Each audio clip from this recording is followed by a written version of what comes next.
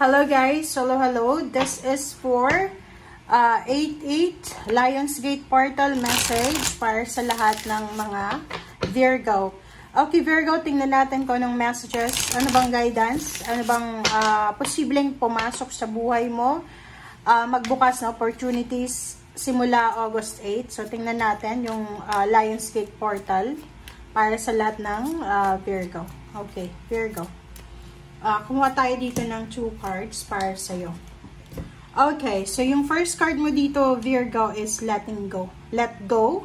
And the second card is relationship. So, sa dalawang message na yan, sinasabi na you need to let go a relationship. Or a relationships.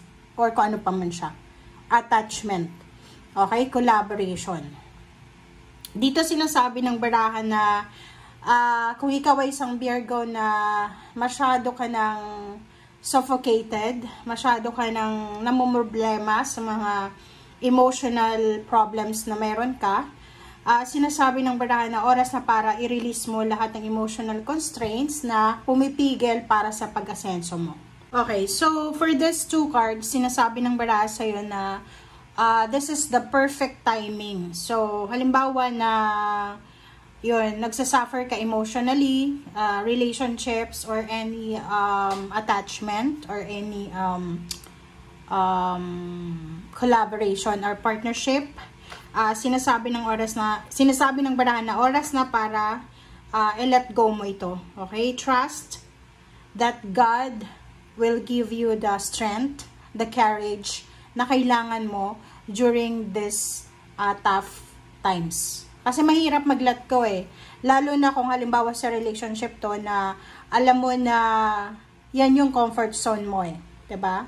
Mahirap mag-let go pag alam mo na komportable ka. So, siguro ang kailangan mong gawin is mag-pray ka, Virgo. Mag-pray ka araw-araw na sana God give me the God please give me the serenity to accept the things that I can't control. And just trust God, the guidance from your spiritual helpers, para dito sa pag-move on, para sa pag-let go na to. Hindi ko alam kung ano yung kailangan mong i-let go. This is maybe your dreams, maybe this is your relationship, this is your family, house, home, job, or anything na alam mo na hindi mo na kaya. Okay. So, pero nakikita ko dito, if you're married na Virgo, maybe yung marriage mo, yung asawa, yung pamilya. Okay. So, sinasabi ng baraha sa'yo dito, Virgo, na kailangan mong magpakatatag. Kailangan mong maging courageous sa lahat ng posibleng dumating. Kasi ito yung portal eh, na mag-o-open para sa'yo simula ngayong August 8 is yung pag-move on talaga eh. Pag ang pakiramdam mo, yung pakiramdam mo na wala ng pagbabago, yung parang feeling mo, suffocated ka na, or maybe this is job, or kung ano pa man, na feeling mo, hindi mo makukuha dito yung success, you need to let go na daw. Okay. Thank you. Okay. Tingnan natin. Isa sa rason kung bakit kailangan mo na sigurong i-let go is because you're tired. Diba? Pagod na pagod ka na. OMG. Okay. Diba? Kaloka to, Virgo. Pa-comment sa comment section, guys. And sa ilalim mo dito is Knight of Swords. Knight of Swords. And sa ilalim ng Knight of Swords is 6 of Pentacles and 6 of Wands. So, ang nakikita natin dito sa ilalim na to is sinasabi ng baraha sa'yo na once na, kumbaga, dinetouch mo na yung sarili mo dyan sa kung ano man yan na gusto mong i-let go, papasok na yung balance sa buhay mo. Mabilis na papasok to eh. Ganun naman talaga eh. Pag halimbawa na may mga bag, diba? Puro to swerte eh.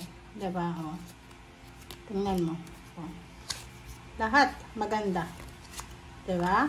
So, sinasabi ko ng baraha sa'yo, Virgo, na once na naka-let go ka na, once na naka-move on ka na, unti-unting magiging balance yung buhay mo. So, you need to decide. Kasi nandyan yung judgment. Kasi parang sinasabi, yun nga sabi ko sa'yo kanina, mahirap mag-move on, mahirap mag-let go kung ikaw ay komportable sa comfort zone mo.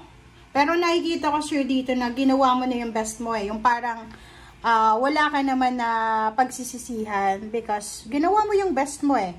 Alam mo na eto yung kaya mong magawa, eto yung kaya mong tapusin, or eto yung kaya mong i-sacrifice, but talagang tao ka lang. Parang ganun. So, ang 9 of Wands na to is parang galing to sa gera eh. 'Di ba? Yung parang isa siyang soldier na galing siya sa gera eh, na sobrang pagod na talaga siya. As in, parang yung trending to, 'di ba, sa TikTok. Na pagod na talaga.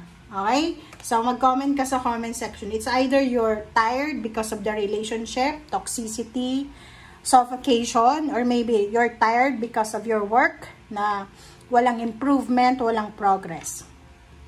And dito sa 7 of Cups, sinasabi ng baraha, Virgo, na you have choice and options. Kasasabi ko lang sa'yo kanina, you have choice and options. Either you hold on, diba?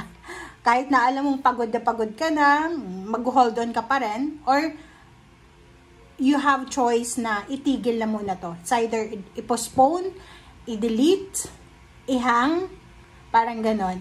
Okay? Yung ibang Virgo dito, ang nakikita ko, this is job. Parang yung iba sa inyo dyan, kailangan mo tong trabahong to eh. Like because gusto mong makaipon ng pera, gusto mong proteksyonan yung pamilya mo, kasi marami kang obligation as breadwinner or ano pa man. And sinasabi ng barahan na to na Wheel of Fortune na kahit saan ka, pwede kang umasenso. Hindi natin, parang yung nakikita ko sa'yo dito na hindi rason, yung like for example na lumayo ka dito sa comfort zone mo na to para maging masaya ka. Or hindi mo kailangan i-let go yung isang bagay para maging masaya ka. Parang ang hirap kasi yun, sobrang contradicting yung message mo, Virgo, na mahirap siya. Kasi kailangan mo proteksyonin eh. It's either you like it or not, talagang mag-sacrifice ka. Ito yung buhay ng isang OFW, diba? Na kahit alam mo na gusto mo na umuwi ng Pilipinas, pero wala kang choice eh. Kailangan mong mag-suffer, kailangan mong magsakripisyo. Because mayroon kang pangarap. And naglakas loob ka na umalis. Okay? Okay, Virgo. Okay, 6 of Cups. Oh, dalawa yung victory and success. Okay, so nakikita ko sa'yo dito, Virgo, na huwag ka nang bumalik sa dati. Yung parang halimbawa relationship yan or trabaho. 'Di ba? Parang halimbawa umalis ka sa company na pinagtatrabahuhan mo or sa bansa kung isa kang dating OFW. Alam mo na nag-suffer ka doon, 'di ba? Like for example, okay, ang example dito is ibang bansa.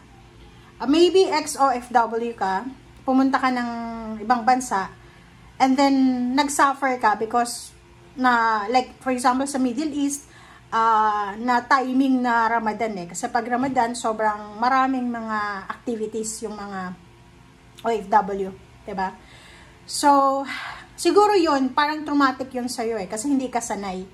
And yun yung rason kung bakit parang after ng contract mo, sinabi mo na ayaw mo na pumunta ng ibang bansa.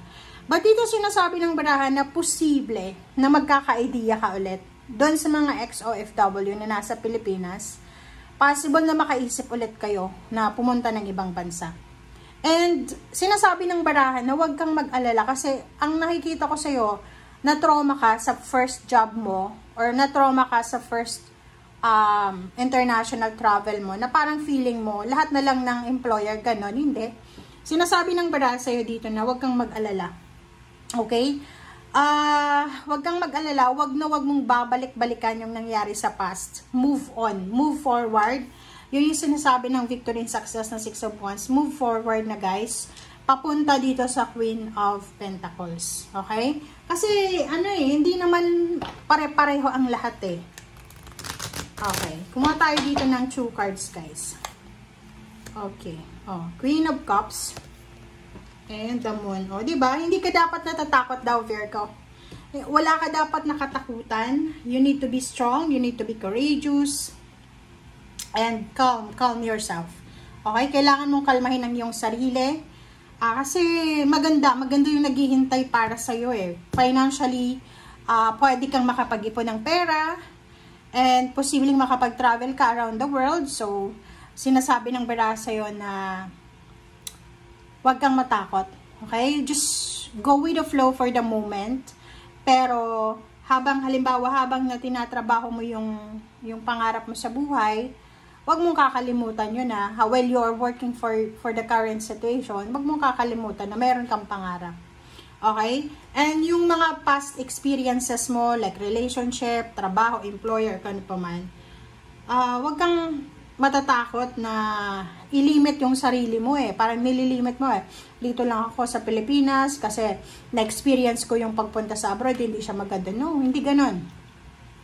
Hindi lahat ng country pare-pareho. Hindi lahat ng mga tao pare-pareho. Okay? So, thank you guys. Bye!